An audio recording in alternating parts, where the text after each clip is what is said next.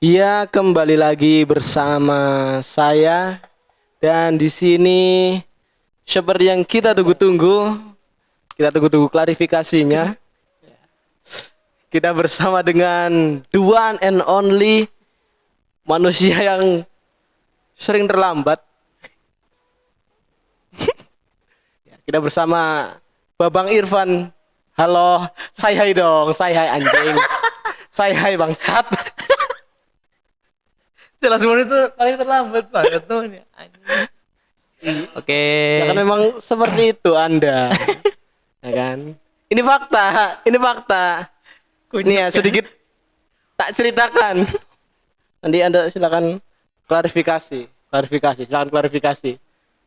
Jadi zaman sekolah dulu itu setiap ada yang terlambat itu pasti ada beberapa hukuman. Di antaranya membersihkan masjid sama kamar mandi. Dan waktu zaman saya masih sekolah itu pasti bersih.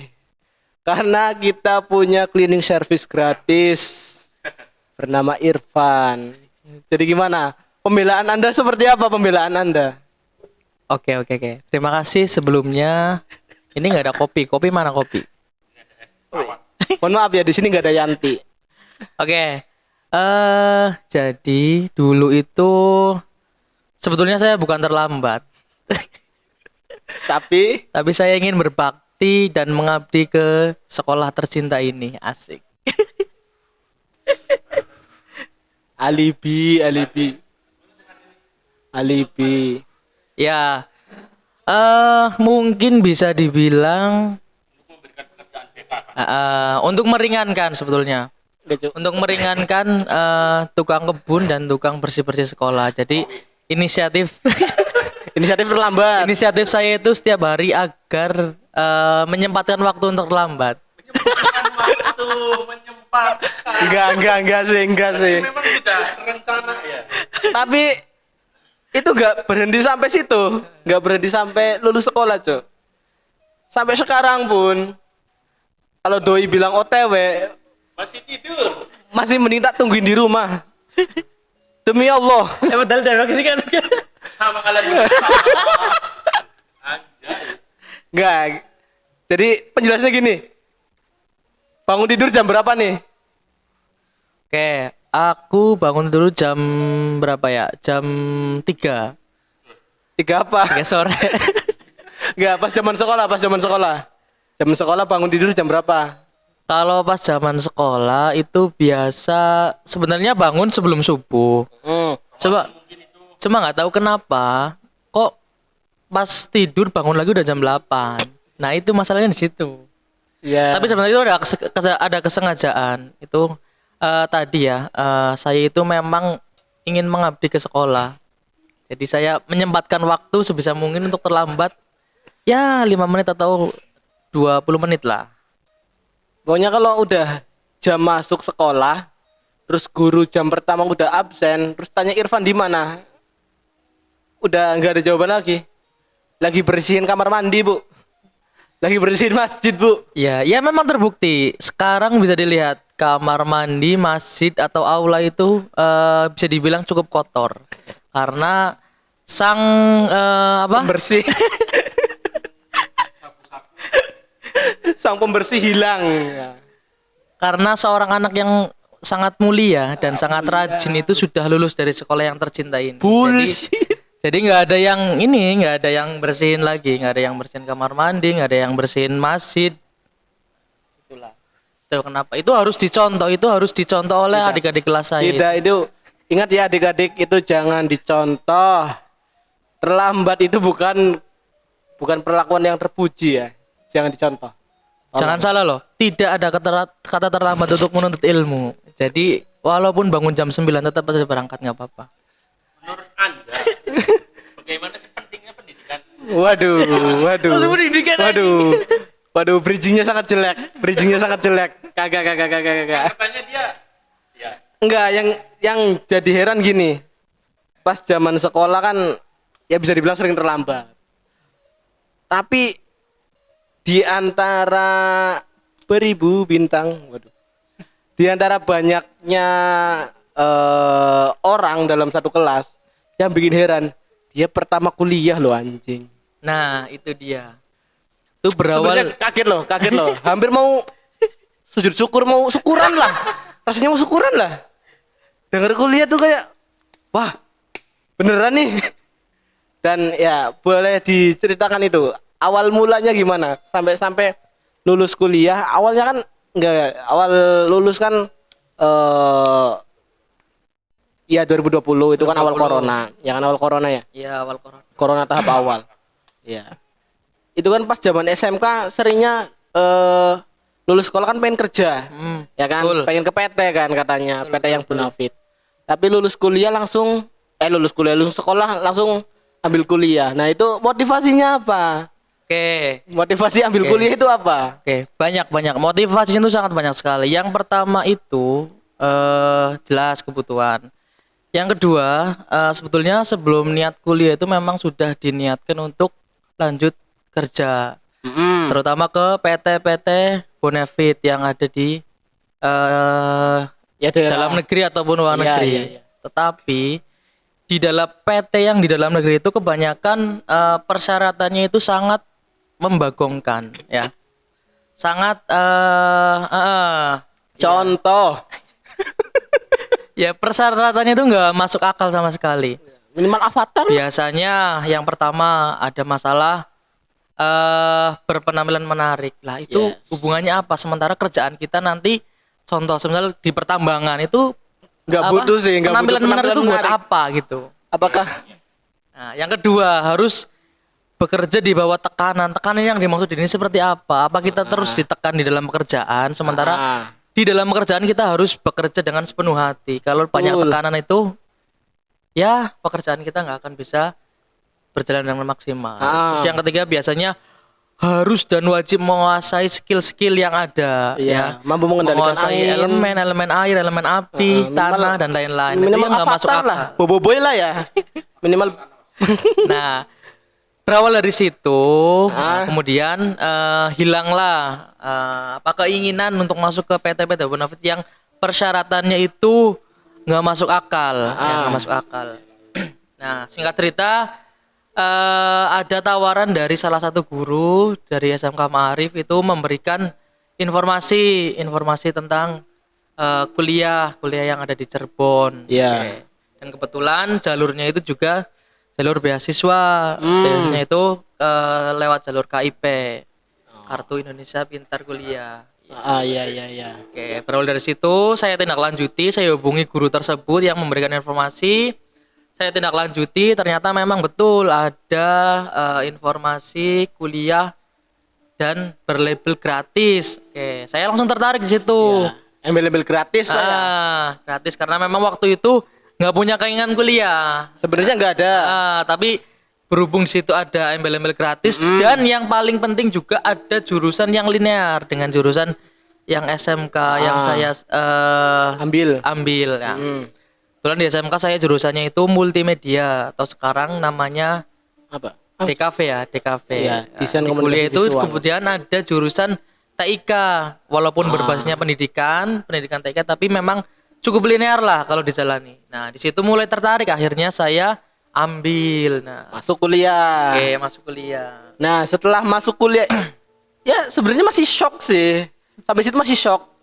Ini anak dari zaman sekolah ya hampir 90% lah, mungkin 95% kehidupan sekolah itu pasti terlambat. Tiba-tiba masuk kuliah, wah, rasa-rasanya satu angkatan itu mau ya syukuran lah. Syukuran. Potong kambing loh. Nah, itu yang masih jadi pertanyaan. Kuliahnya kan jauh. Nah, apakah masih terlambat? Masih dong. Ya berarti kan itu sudah mendarah daging kan, sudah mendarah daging, sudah apa ya namanya, sudah ya nggak bisa dihilangkan. Memang sikap terlambat itu. Nah, selanjutnya setelah masuk kuliah nih, apakah hanya kuliah tok? Apa ada kegiatan lain? Apakah cuma kuliah saja, kuliah apa ya, kupu-kupu, kuliah pulang, apa ada kegiatan lain atau bekerja atau apa? Ya, pas awal kuliah itu kan tahun 2020 Ya. bulan masuk itu bulan Juli ya, masih corona. Nah, Mm. mengenai kuliah itu masih terlambat. Ya beberapa kali masih lah. Berapa Cuma kali pas masih? pas tahun 2020 sampai 2021 itu kan kebanyakan masih online. Oh, daring, masih daring. Daring. Jadi ya terlambatnya di online. Bahkan online pun masih terlambat. Nah, untuk kegiatan pas kuliah itu bukan hanya kuliah karena saya ngambil kuliah itu kebetulan di kampus cabang, jadi bukan di kampus pusat. Jadi waktu perkuliahnya itu alhamdulillah bisa disesuaikan dalam artian fleksibel dilaksanakan Sabtu dan Minggu. Dan itu pun matkulnya itu juga apa namanya? Ditumpuk. Artinya ditumpuk dalam 2 hari itu full mata kuliah. Ya. Untuk kegiatannya selain kuliah juga kebetulan waktu pas pertama kali lulus dari SMK itu juga saya juga daftar kerja tapi di PT-PT lokal di sini di Brebes kan kebetulan ada banyak PT yang pas awal-awal tahun 2020 tuh banyak PT yang baru buka lowongan pekerjaan. Nah, pas itu daftar, Bertahan lama. alhamdulillah terima Terima. di salah satu PT di kecamatan Ya, tidak usah sebutkan merek, tidak usah di sebut merek. kecamatan Sinilah, Ketanggungan adalah. Nah, produksi suatu brand lah. Brandnya yang itu. Brandnya yang itu. Oke. Nah, itu bertahan lama apa? Saya di situ bertahan sekitar berapa ya? Setahun. 5 bulan. Wah. Hampir 6 bulan, 5 bulan setengah. 2 bulan setengah. Nah, Ya. Lumayan lama. Iya lumayan lama. Lumayan Dan lama. lumayan capek. Lumayan capek ya. Karena dari Senin sampai hari Jumat itu full ya. Kerja. Dan hari Sabtu Minggunya itu dilanjut kuliah. Mm-mm. Dan setelah 6 bulan berarti akhir tahun 2020 itu memutuskan untuk Keluar. merisenkan diri. Merisenkan diri. Apa itu merisenkan diri? Bisa dijelaskan. Merisenkan diri itu apa maksudnya? Iya. Jadi saya yang meminta resign. Saya yang minta mengundurkan diri dari PT sebelum saya diundurkan. Sebelum dikeluarkan memilih Sebelum keluar. dikeluarkan saya memilih mengeluarkan diri. PT-nya yang dikeluarkan. PT-nya yang saya keluarkan. Oke. Jadi pas awal-awal mikirnya, oh ternyata kerja di PT lumayan capek ya. Apalagi disambi kuliah, itu memakan waktu dan tenaga yang cukup lumayan. Jadi saya putuskan untuk keluar. Saya ingin merdeka. Merdeka. saya ingin bebas dari budak-budak korporat. Iya. Tapi ternyata itu salah. Salah. Ternyata nggak ada pemasukan. Dan pada awal tahun 2021 ternyata habis keluar dari itu bingung. Nah, Mau ini ngapain? pemasukan dari mana, ya kan? Sementara kuliah gratis itu pun tetap butuh biaya Ya, untuk transportasi, transport, untuk makan dan segala macam kan. Akhirnya coba-coba lagi daftar PT lagi. Nah, itu. Masih mencoba untuk masuk ke industri, masih mencoba masuk ke PT. Ya, saya coba lagi daftar ke salah satu PT. Kalau ini PT-nya itu di Kecamatan Bulakamba, salah satu PT di Kecamatan Bulakamba. Dan alhamdulillah diterima dari 25 pendaftar, kurang lebih ada 4 orang yang diterima. Tetapi pas diterima dikabarin lewat WhatsApp, daftar kan pagi wawancara langsung di PT, sorenya dikabarin untuk besoknya berangkat. Nah, tapi di situ saya menawar, Pak, kalau berangkatnya 1 bulan lagi gimana? Waduh. Nah itu. Sudah diterima, tapi nawar. Ya Kalau karena berangkatnya bulan depan gimana? iya.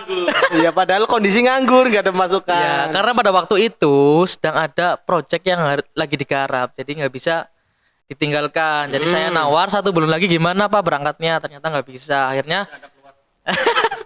Akhirnya saya tinggalkan cita-cita masuk ke PT lagi. Oke. Nah, Berarti nggak jadi masuk PT lagi. Nah, habis itu ngapain lagi? Apakah masih mencoba untuk masuk PT? Apa ada mencoba peruntungan lain? ya. Waktu itu singkat cerita ada sebuah acara ya. Ada sebuah acara dan di dalamnya itu banyak sekali orang-orang yang datang, salah satunya tokoh-tokoh Yang berpengaruh lah.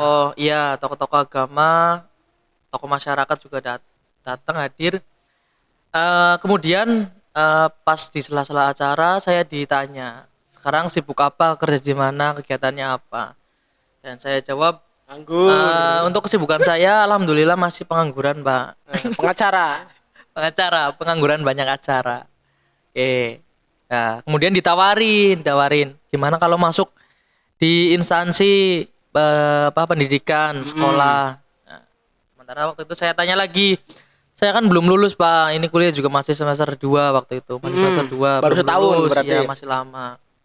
Nah, kemudian ditawarin untuk jadi stafnya, karena kalau staf itu kan nggak menuntut untuk Ijazah. pendidikannya minimal S1. Nah. Lulus SMK juga bisa. Heeh. Selagi mempunyai keahlian sama kompetensi yang bisa disanggupi. Nah, kemudian akhirnya saya ambil tawaran itu, kemudian masuk ke sekolah jadi staffnya itu awal masuk itu jadi staff operator, jadi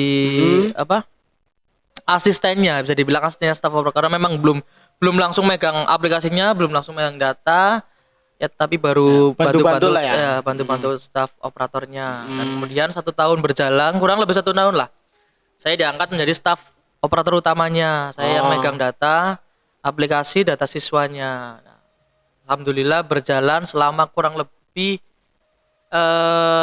sampai sekarang, berarti kurang lebih berapa tahun? 3 tahun. 3 tahun. Sudah 3 tahunan ya. 3 tahun. Nah, sudah 3 3 tahun tahun. berlalu nih, 3 tahun berlalu. Heeh. Nah, pas kemarin tahun 2024 bulan November, Akhir tahun kemarin. kebetulan saya lulus kuliahnya. Alhamdulillah. Ya, alhamdulillah. Lulus. Tepat waktu lah ya. Tepat waktu, alhamdulillah. Tepat waktu. Nah. IPK gimana IPK? Alhamdulillah IPK termasuk sangat memuaskan. Kategorinya memuaskan. sangat memuaskan, alhamdulillah. Sangat memuaskan untuk diri sendiri atau Ya, jadi di IPK itu kan ada kategori apalah, cukup ya, cukup, memuaskan, sangat memuaskan, sama dengan pujian atau kumlot, kumlot ya. Kumlot. Nah, saya kumlot. Lah, saya berhubung saya kuliahnya di kampus cabang, jadi kalau yang saya tahu itu nggak ada predikat kumlot di kampus cabang, adanya di kampus pusat. Jadi saya mendapatkan predikat mentok di sangat memuaskan. Ya, itu juga alhamdulillah patut disyukuri. Karena bisa lulus sesuai dengan jadwal yang ada. Karena memang tuntutan di KIP atau beasiswa itu harus lulus tepat waktu. nggak boleh Kalau memang molor 1 tahun gimana tuh? nggak bisa. Kalau molor 1 tahun nanti biaya sendiri. 1 tahun yang 1 tahun, tambahannya. tambahannya tuh biaya sendiri. Iya, 2 iya. semester itu biaya sendiri. Berarti dari situ ada perbedaan kasta ya antara yang Betul. kuliah di cabang sama di kampus pusat. Ya, dalam tanda kutip lah seperti itulah. Bisa dikatakan seperti itu. Nah, Karena memang tidak bisa dipungkiri kalau memang di kampus cabang itu kan perkuliahannya nggak maksimal. Jadi Iya. diperuntukkan itu untuk kelas karyawan atau kelas kelas karyawan ya, yang kuliahnya fleksibel waktunya. Iya. Tapi kalau di kampus itu kan memang dituntut aktif reguler dari Iya, setiap iya, hari. betul. Dari hari Senin sampai hari Jumat. nah, itu juga yang menjadi wow kedua setelah wow yang pertama tadi ternyata dia masuk kuliah. Wow kedua dia masuk ke instansi pendidikan. Yang mana ya tadi yang pas di awal zaman sekolah, bahkan sampai kuliah tadi yang online pun masih telat. Doi malah masuk di instansi pendidikan dan sudah berapa? 3 tahun ya? 3 tahun. Jalan 4 tahun. Jalan 4 tahun ini. Jalan 4 tahun ini. Dan nah, itu kan dan pasti kan selama 4 tahun ini berarti sudah 4 kali meluluskan ya. Dan 4 kali meluluskan siswa. Ya kan, sudah 4 kali meluluskan siswa. Dan pasti ini yang menjadi apa ya, perhatian belakangan ini kan banyak tuh yang di seliweran di TikTok, di Instagram dan lain-lain. Anak sekolah tapi dalam tanda kutip di ilmu-ilmu dasar itu masih ya bisa dikatakan nol. Kemarin ada yang bikin TikTok kayak semacam apa ya, menguji kemampuan anak di matematika dasar. Dan itu tingkatan Iya. SMA, SMA. Tingkatan SMA, SMK ditanya 24 dibagi 3 berapa? Jawabannya 5. Nah, itu kan ya bisa dikatakan cukup miris, ya kan? Sedangkan hitung-hitungan ataupun matematika dasar seperti itu kan harusnya sudah didapatkan ataupun sudah difahami sejak SD, betul kan? Betul. Kita kan bahkan zaman kita SD dulu pun jangankan seperti itu. Porogapit bagi yang tidak tahu, porogapit itu bagi-bagian ya, pembagian yang menyusun. Nah, itu sudah diajarkan, bahkan dituntut harus bisa.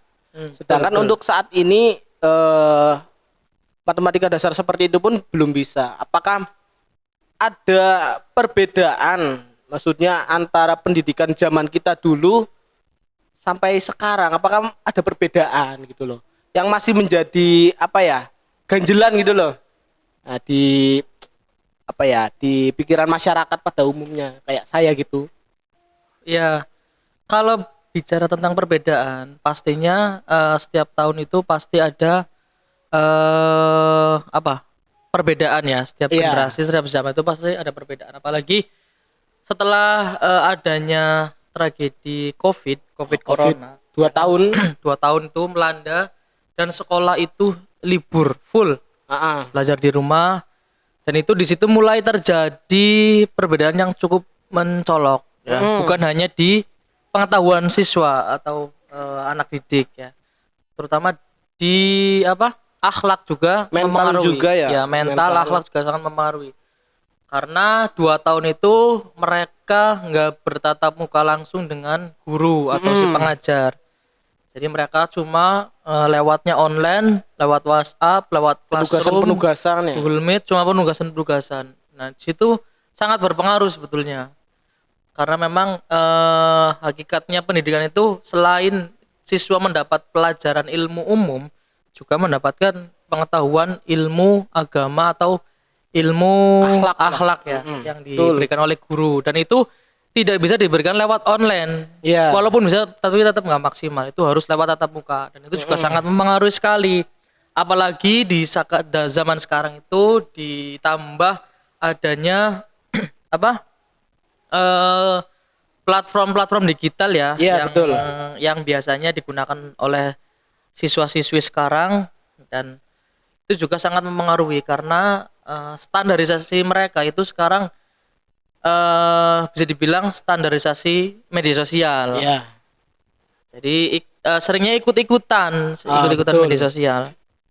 Jadi terkait tadi masalah pengetahuan juga itu sangat mempengaruhi sekali, karena memang pengetahuan mereka itu tergolong apa ya namanya ya?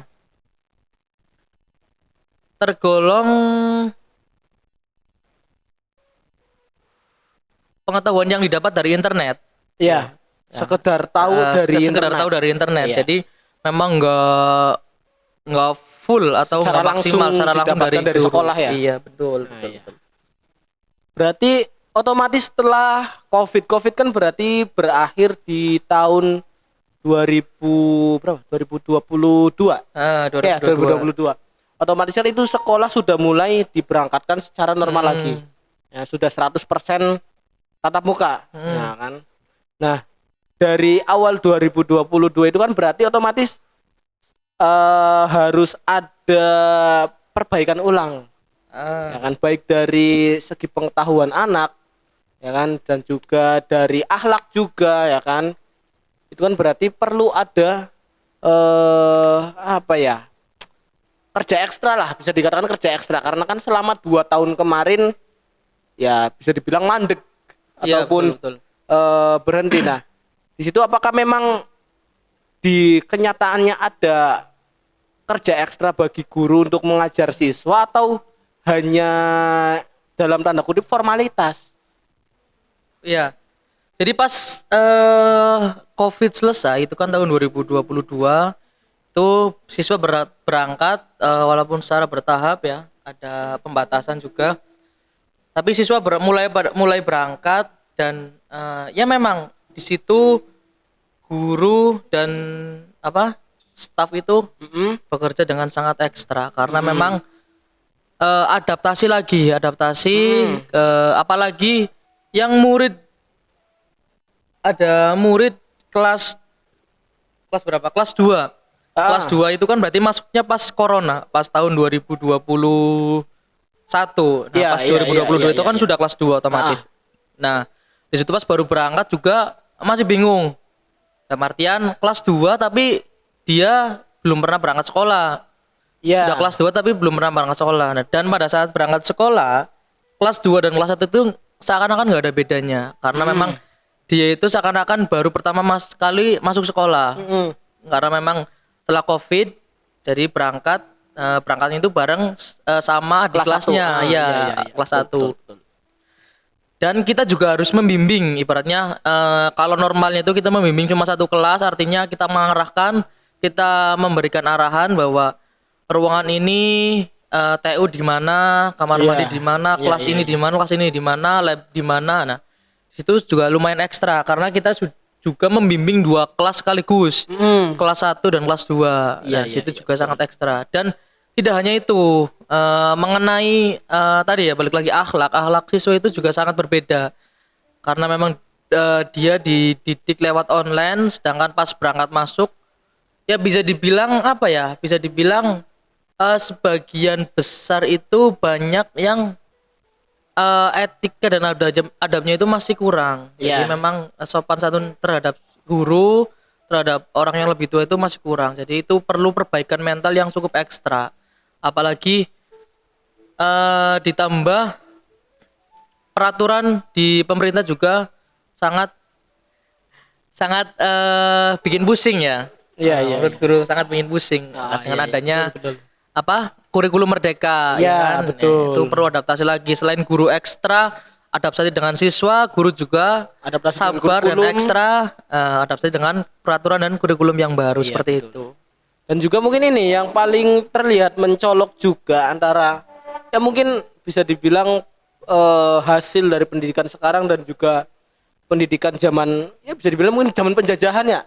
Pas zaman kita kan maksudnya gini loh, pas zaman kita kan guru mendidik keras itu sudah biasa. Ya kan? Betul. Guru mendidik keras sudah biasa, bahkan ada yang mohon maaf dalam tanda kutip main tangan pun sudah biasa dan anak murid pun menerima karena ya dia merasa salah. Dia merasa bahwa dirinya betul. juga salah ya kan. Nah, untuk saat ini kan sudah berbeda, tidak seperti itu. Kan guru baru ngomong sedikit keras saja sudah tanggapannya pasti berbeda dengan zaman kita dulu. Iya, Bahkan betul. pernah ada viral itu video murid melawan guru. Nah, itu kan yang menjadi paling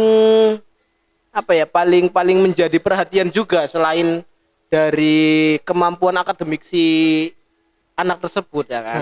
Nah, Betul. apakah ada bahasanya dari guru ataupun dari seorang tenaga pendidik apakah memang dirasakan perbedaannya sebegitu keras apa sama saja seperti itu? Oke.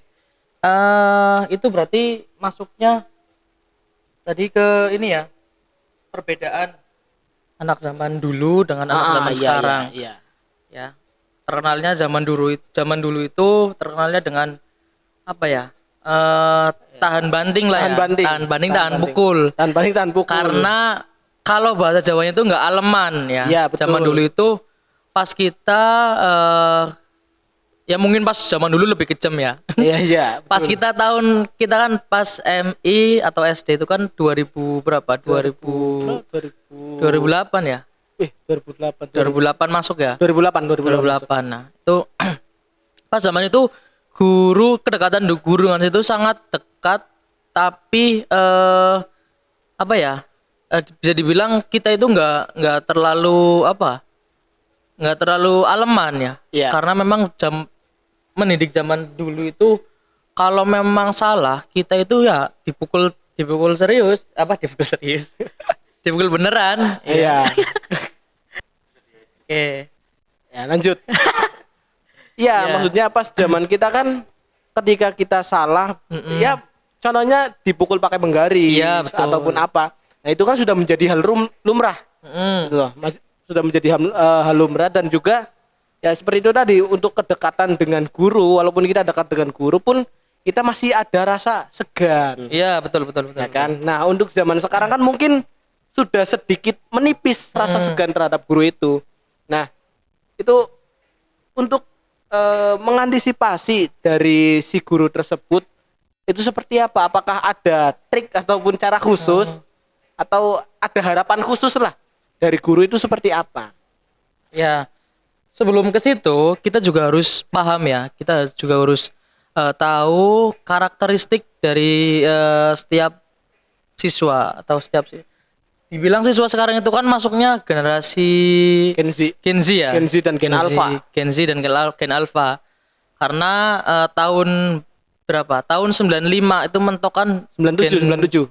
Gen milenial. Milenial berhenti di 97. Milenial kan berhenti di 95 atau 97. Nah, itu kan setelah 97 ke atas itu kan masuknya Gen Z. Z. Iya, Ya. Gen Z. Gen Z itu nyampe tahun 2007. 2010. 2007. Nah, itu masuk lagi ke Gen Alpha. Gen Alpha. Dan setiap generasi itu pasti ada ciri khas masing-masing ya. Ya, betul. Yang kita hadapi sekarang itu rata-rata di Gen Z akhir dan Gen Alpha awal ya. Ya. Gen Alpha awal, dan itu juga masing-masing memiliki ciri khas tersendiri. Berbeda dengan Gen milenial yang terkenal dengan tahan banting segala macam ya. Kalau dipukul penggaris itu ya nerima aja. betul. Berbeda dengan Gen Z dan Gen Alpha itu tadi yang saya sebutkan bahwa standarisasi mereka itu sudah standar media sosial ya. Iya. Jadi kalau ada apa-apa terjadi di sekolah, walaupun mereka yang salah, biasanya mereka itu mengadu ke orang tua mereka itu secara berlebihan. Ya. Jadi seakan-akan dibuat seakan-akan ya bisa dibilang playing victim lah. Ya. Mereka mengadu ke orang tua. Jadi di situ sebenarnya posisi dari seorang guru di situ sebetulnya agak membingungkan atau dilema ya. Di sisi lain seorang guru itu wajib mendidik dengan baik dan Maksimal. benar ya, dengan maksimal. Dan salah satu teknik mendidik itu ya seperti itu. Kalau mereka salah ya harus diwajib dimarahin, diarahkan dan Iya, seperti itu. betul, Tapi betul. kenyataannya sekarang di generasi Gen Z sama Gen Alpha itu seperti itu. Dimarahin sedikit dan mereka lapor ke orang tua mereka, seakan-akan Iya. mereka seakan-akan mereka dianiaya lah. Dianiaya. Seakan mereka itu di pojokan, padahal kan seorang guru itu ya menasehati, Iya, mengarahkan, betul. memberikan jalan yang benar seperti itu. Iya, betul. Dan untuk tipsnya, kalau untuk Gen Z dan Gen Alpha itu kita juga harus masuk ke bahasanya circle mereka. Kita juga harus bisa Masuk ke dunia memahami, mereka. iya, kita juga harus memahami dunia mereka seperti apa. Iya, betul. Dan keinginan mereka itu seperti apa. Kita masuk ke dalamnya, lalu kita baru bisa mengarahkan. Kalau Iya. memang dari awal kita langsung arahkan mereka, pasti mereka Menolak. bilang menolak ya, menolak.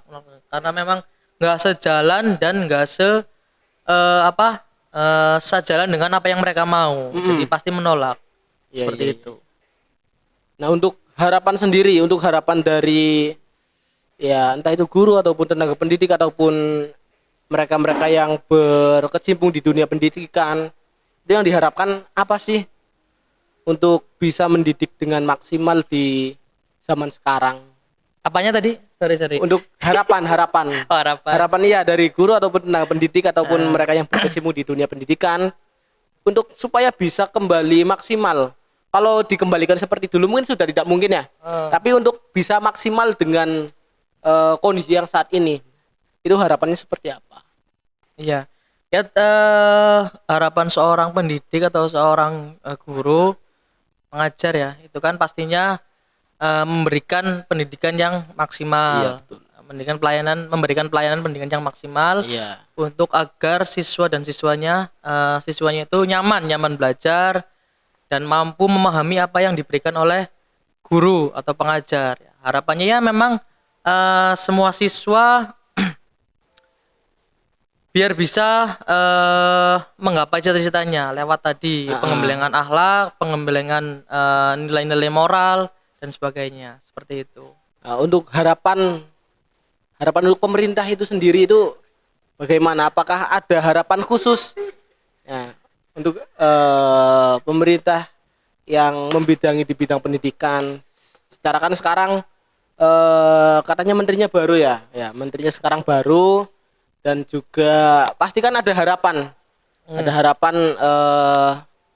untuk para petinggi-petinggi di atas sana untuk bisa memberikan kebijakan-kebijakannya, ya kan? Nah itu apakah ada harapan khusus? Ya, kalau untuk harapan dari pemerintah itu jelas ya bahwa pemerintah itu ingin mengentaskan pendidikan.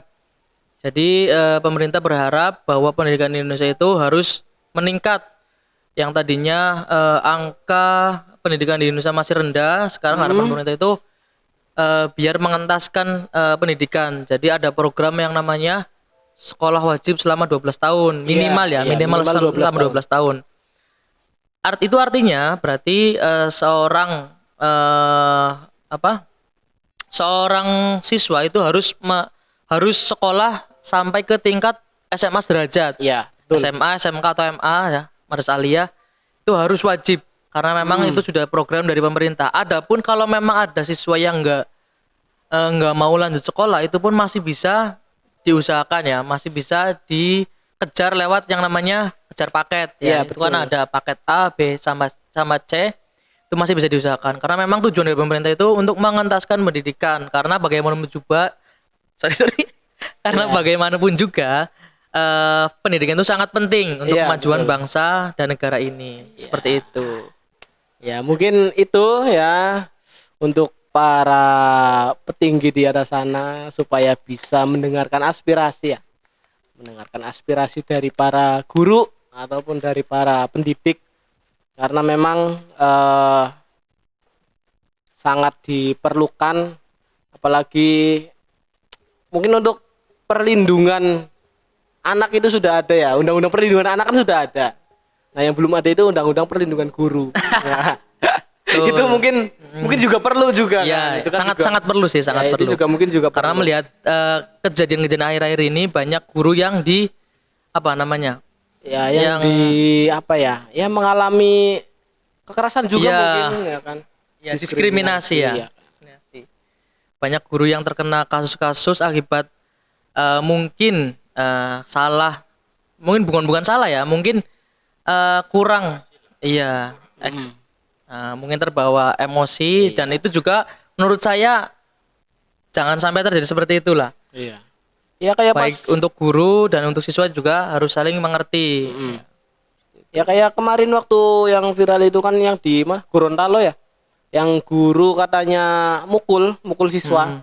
Terus kena pasal apa gitu, terus kena hukuman sekian tahun penjara kan, itu juga menurut saya cukup miris. Betul. Nah, itu juga menjadi tanggung jawab dari pemerintah juga.